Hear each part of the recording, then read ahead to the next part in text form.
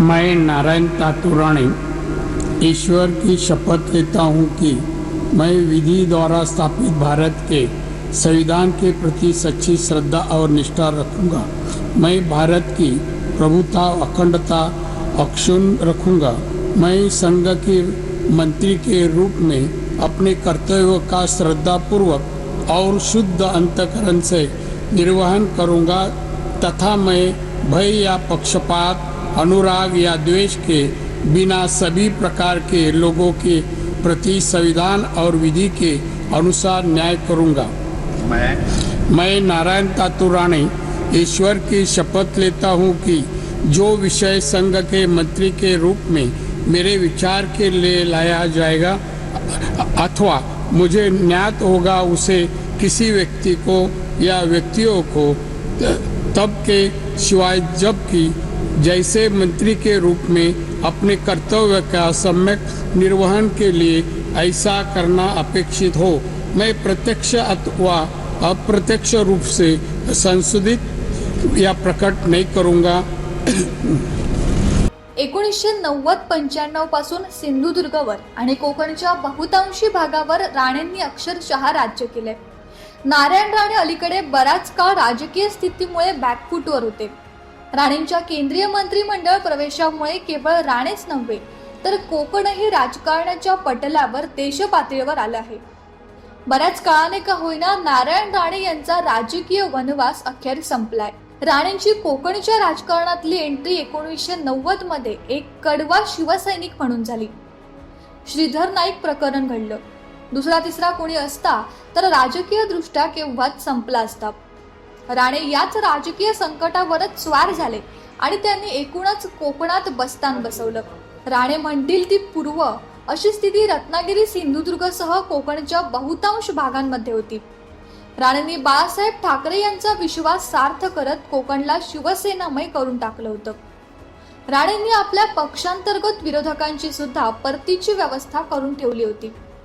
राणेंकडे शिवसेनेने एक हाती सत्ता दिली होती, म्हणजे शिवसेनेसारख्या पक्षाचा सिंधुदुर्गात जिल्हा परिषद अध्यक्ष निवडायचा झाला तरी राणेंच्या एका इशाराने ते घडत असे। अनेकदा तर जिल्हा परिषद अध्यक्ष निवड होणार म्हणून त्या निवडीच्या कार्यक्रमाला उपस्थित राहण्यासाठी आलेल्या सदस्यांची अचानकपणे जिल्हा परिषद अध्यक्ष म्हणून निवड होत असे आणि त्यामुळे तो निवड झालेला अवाक होई। अनेकदा तर केवळ निवडीच्या कार्यक्रमाला उपस्थित राहून घरी परतायचे म्हणून आलेल्या जिल्हा परिषद सदस्याची अचानक अध्यक्षपदी निवड करण्याचा धक्का राणे देत आणि तो अवाक झालेला जिल्हा परिषद सदस्य अध्यक्षपदाचा कार्यभार स्वीकारण्यासाठी नवे कपडे घेण्यासाठी जवळची बाजारपेठ गाठत असे। राणेंच्या एक हाती सत्तेचे असे अनेक किस्से सांगता येतील। महसूल मंत्री पदानंतर अल्प काळासाठी राणेंना मुख्यमंत्री पद लाभलं। त्यांनी आपला वेगळा ठसा निर्माण करण्याचा प्रयत्न केला। पुढे सत्ता गेल्यावर विरोधी पक्षनेता म्हणून त्यांनी राज्याचं राजकारण दणाणून सोडलं। सत्ताधाऱ्यांना विधानसभा प्रांगणातच प्रवेश द्यायचा नाही यासारखी त्यांची आंदोलनं देखील चकित करणारी होती। राणेंची विरोधी पक्षनेता म्हणून कामगिरी ऐन भरात असताना राज्याच्या विरोधी पक्षनेतेपदी सुभाष देसाई अशा आशयाचं एक छोटंसं वृत्त माध्यमांमध्ये झळकलं। त्या वृत्तामुळे राज्याच्या राजकारणात बॉम्ब फुटणार होता, अर्थात राजकीय बॉम्ब होता हे वृत्त प्रश्नांकित होतं। पण शिवसेना संघटनेमध्ये अंतर्गत भल्या मोठ्या गुप्त घडामोडी घडत होत्या त्याचं हे वृत्त निदर्शक होतं आणि मग राणे शिवसेना बाहेर पडण्याच्या बातम्या सुरू झाल्या आणि याच पार्श्वभूमीवर नारायण राणेंसारखा कडवा शिवसैनिक जो गद्दारी करणं शक्य नाही हे बाळासाहेबांचं 8 कॉलमचं हेडिंग सामनामध्ये धडकलं। पण आता खरा सामना बाळासाहेबांची शिवसेना विरुद्ध नारायण राणे असाच होणार होता। नियतीने अशीच स्क्रिप्ट लिहिली होती। जणू प्रचंड घडामोडी घडत होत्या। उद्धव ठाकरे अगदीच नौखे होते। माध्यमांच्या शिवसेनेत सध्या काय घडतंय या प्रश्नांवर पत्रकारांना तुम्हारे घर टीव्ही नहीं है क्या, तुम्हारा टीव्ही बिघड गया है क्या असं अडखळत सांगताना ते चित्र वाहिन्यांवर दिसत होते। शिवसेना यापूर्वीही छगन भुजबळांनी सुद्धा सोडली होती। शरद पवारांच्या राजनीतीमुळे शिवसेनेच्या कडव्या तटबंदीतून हा पक्ष उडाला खरा, पण हे बंद करताना छगन भुजबळांसारख्या आक्रमक नेत्याला दडून राहावं लागलं होतं। एकदा तर शिवसैनिकांच्या जीवघेण्या हल्ल्यातून केवळ सुरक्षा रक्षकामुळे भुजबळ वाचले होते। हा सारा इतिहास होता. पण अगदी या उलट नारायण राणे यांचं बंड होतं. अगदी मातोश्रीच्या समोर थेट आव्हान देत राणे यांनी बाळासाहेबांना थेट चॅलेंज दिलं. ती साधी गोष्ट नव्हती. राज्याचा मीडिया प्रथम त्यांनी त्या काळात व्यापला होता. शिवसेना कमालीची बॅकफूटवर होती. शिवसेना गोंधळलेली होती. राणे आणि ठाकरे यांचे एकमेकांवर आरोपांचे वार आणि प्रतिवार सुरूच होते. ज्या घरचं मीठ खाल्लं त्यांचे वासे मोजले, असं बाळासाहेबांनी राणे यांना उद्देशून म्हटलं.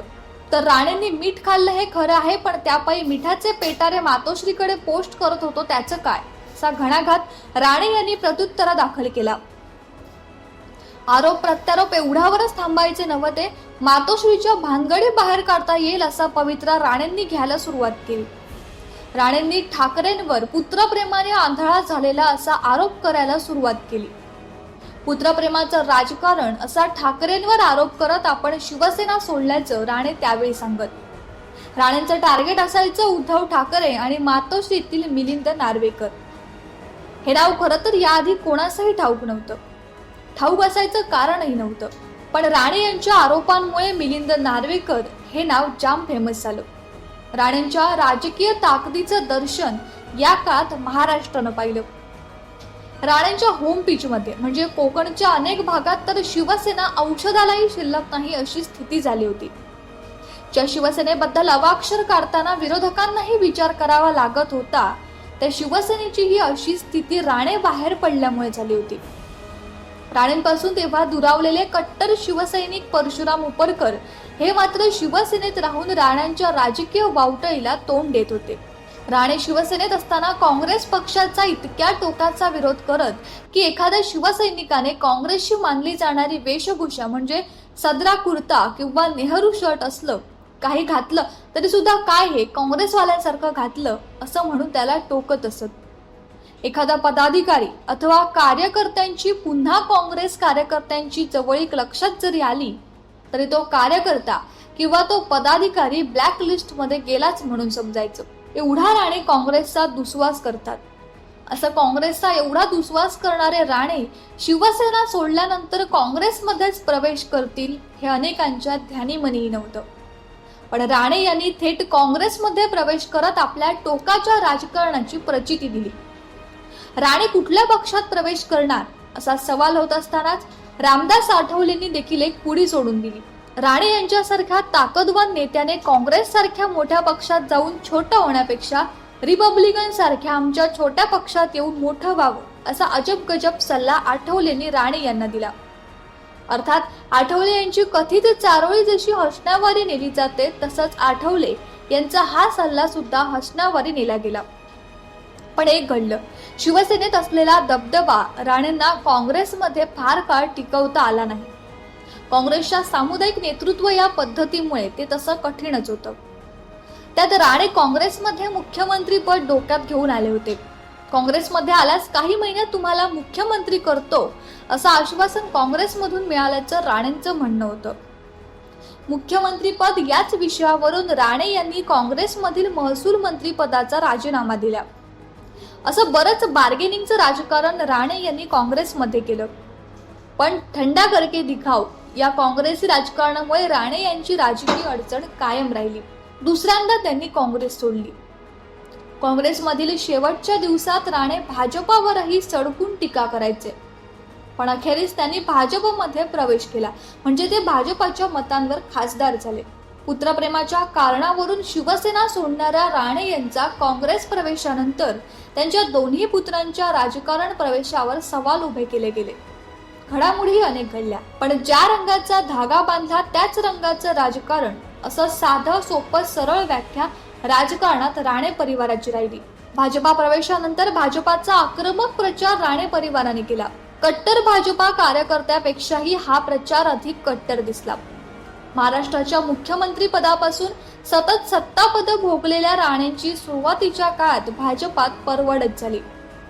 भाजपामधले सामुदायिक नेतृत्व वगैरे वगैरे हे सबकुच राणेंच्या या राजकारणाला पूरक नव्हतं. त्यामुळे सुरुवातीचा काळ हा भाजपमध्ये राहण्यासाठी अडचणींचा गेला. पण राणेंना सबुरी मिळाली. राणेंसारख्या नेतृत्वाची कोकणात गरज आहे असं भाजपच्या केंद्रीय नेतृत्वाला वाटू लागलं. राणेंच्या पडवे येथील मेडिकल कॉलेज अनावरण प्रसंगी राणे यांचा भाजप योग्य सन्मान करेल असं आश्वासन जाहीरपणे केंद्रीय गृहमंत्री अमित शहा यांनी दिलं होतं. और मित्रों, इसी सिंधुदुर्ग की भूमि पर विकास के एक के बाद एक काम निरंतर करने का अगर किसी को यश प्राप्त है तो श्री नारायण राणे जी को प्राप्त है. इसमें आज एक और कड़ी टूट गई. नारायण राणे जी की छवि कई प्रकार से कई लोग वर्णित करते हैं, मगर मैं उनको देखता हूं कि जहां पर भी अन्याय होता है वहां अन्याय के खिलाफ खौफ रखे बगैर, डर रखे बगैर संघर्ष करने वाले व्यक्ति की तरह. और ये बहुत महत्वपूर्ण है सार्वजनिक जीवन में, क्योंकि जो अपने अन्याय के सामने नहीं लड़ सकता वो जनता के अन्याय के सामने कभी नहीं लड़ सकता. और राणे साहब के जीवन में जब कभी भी अन्याय के मौके आए तब उन्होंने निश्चित रूप से भविष्य की सोच करे बगैर अन्याय का सामना किया, उसके खिलाफ संघर्ष किया. और इसीलिए इनकी राजनीतिक यात्रा बहुत टेढ़ी मेढ़ी है. मुझे भी कुछ पत्रकारों ने कहा कि आपके यहां भी अन्याय होगा तो क्या होगा. मैंने बोला हम अन्याय करेंगे ही नहीं, सम्मान करेंगे, आप चिंता मत करें. भारतीय जनता पार्टी को मालूम है कि राणे साहब जैसे नेता को किस प्रकार से संभालना और किस प्रकार से सम्मान देना, वो भारतीय जनता पार्टी को आता है. पण ते प्रत्यक्षात येत नव्हतं. याबद्दल राणे यांच्या समर्थकांमध्ये नाराजी होती. कोकणात शिवसेनेला रोखणारे राणे हे सामर्थ्यवान नेतृत्व आहे असा निष्कर्ष भाजपच्या केंद्रीय नेतृत्वाने काढला. आणि आजचा दिवस कोकणचे सुपुत्र नारायण राणे यांची केंद्रीय मंत्रिमंडळात वर्णी लागली, याबद्दल अनेक भाजपच्या नेत्यांनी त्यांचं कौतुक देखील केले. पाहूयात ते काय म्हणाले. सन्माननीय नारायणराव राणे साहेब यांना केंद्रामध्ये मोदी सरकारमध्ये मानाचं स्थान मिळालं, मानाचं पान मिळालं. त्याबद्दल आम्ही भारतीय जनता पक्षाचे सगळे कार्यकर्ते, अख्खा महाराष्ट्र त्या ठिकाणी खुश आहे, अख्खं कोकण खुश आहे. मी माझ्या भारतीय जनता पक्षाच्या सगळ्या नेत्यांचे, केंद्रातल्या नेत्यांचे, महाराष्ट्रातल्या नेत्यांचे आभार मानतो. अशा एका अवघड वळणावरती राणेसाहेबांना एका नाजूक क्षणी त्या ठिकाणी ही जबाबदारी मिळालेली आहे. जे मंत्रिपद मिळालेलं आहे MSMEचं, ते एका नाजूक क्षणी मिळालेलं आहे. अख्खा देश कोविडग्रस्त आहे, सगळ्या उद्योगधंदे त्या ठिकाणी अडचणीत आहेत. अशा अडचणीत सापडलेल्या उद्योगधंद्यांना बाहेर काढण्याचं काम एका अशा कणखर नेत्याला मिळालं, ज्या ताकदीच्या नेत्याला मिळालं. त्याबद्दल मला वाटते राणे साहेबांकडून आम्हाला अपेक्षा आहे की ज्या प्रकारे महाराष्ट्रामध्ये मुख्यमंत्री असताना ज्या ताकदीने त्याने महाराष्ट्र आणि कोकण उभं केलं, तशाच ताकदीने देशामधल्या सगळ्या या गलितगात्र झालेल्या उद्योगधंद्यांना ते उभारणी देतील. आणि मला वाटते त्या ठिकाणी महाराष्ट्राचं, कोकणाचं नाव त्या ठिकाणी उज्ज्वल करतील, एवढी अपेक्षा आम्हाला राणे साहेबांकडून आहे. आम्ही सर्व मंडळी साहेबांना शुभेच्छा देतो. योग्य वेळेला योग्य माणसाला दिलेली योग्य संधी आणि त्या संधीचं सोनं झालेलं मला वाटते भविष्यात आपल्याला पाहायला मिळेल. धन्यवाद. जय हिंद, जय महाराष्ट्र, जय कोकण. कोकणचे भाग्यविधाते आदरणीय राणेसाहेब यांनी काल केंद्रीय मंत्रिपदाची शपथ घेतली. मी देशाचे पंतप्रधान आदरणीय मोदी साहेबांचं अभिनंदन करतो. त्याचप्रमाणे शहासाहेबांचं, JP नड्डा साहेबांचं, फडणवीस साहेबांचं अभिनंदन करतो. त्यांनी योग्य वेळी आदरणीय राणेसाहेबांवर जबाबदारी दिली. ज्या पद्धतीने राणेसाहेबांनी राज्याचे मुख्यमंत्री असताना जी जबाबदारी यशस्वीरित्या पार पाडली आणि या राज्याचाच आणि या कोकणाचा आणि सिंधुदुर्ग जिल्ह्याचा प्रामुख्याने विकास केला, त्याच पद्धतीने राणेसाहेब या राज्याचा, कोकणाचा आणि प्रामुख्याने आपल्या सिंधुदुर्ग जिल्ह्याचा विकास करतील. आपले अनेक प्रोजेक्ट सिंधुदुर्ग जिल्ह्यामध्ये जे काही या शासनाच्या मुळे वंचित राहिलेले आहेत त्यांना नक्कीच आदरणीय राणेसाहेब न्याय देतील. आणि खरोखरच पुन्हा एकदा कोकणाला आणि या प्रामुख्याने आपल्या राज्याला राणेसाहेबांच्या माध्यमातून विकासाची एक गंगा वाहताना आपण बघू शकतो. आजपर्यंत राणेसाहेबांना आम्ही या राज्याचं लाल दिव्यामध्ये पाहिलं होतं, आज आम्ही देशाच्या लाल दिव्यामध्ये पाहतोय. खरोखरच माझ्यासारख्या कार्यकर्त्यांना आनंद होतोय.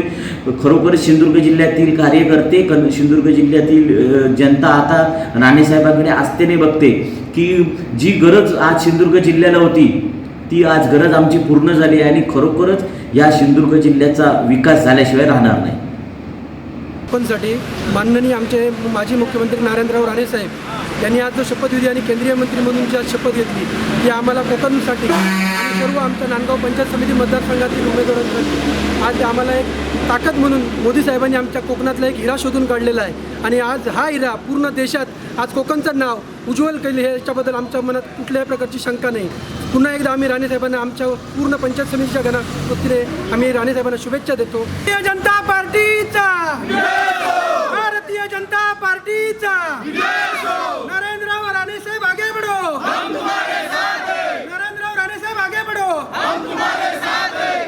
मी विठ्ठल देसाई, चेअरमन शेतकरी खरेदी विक्री संघ कणकवली.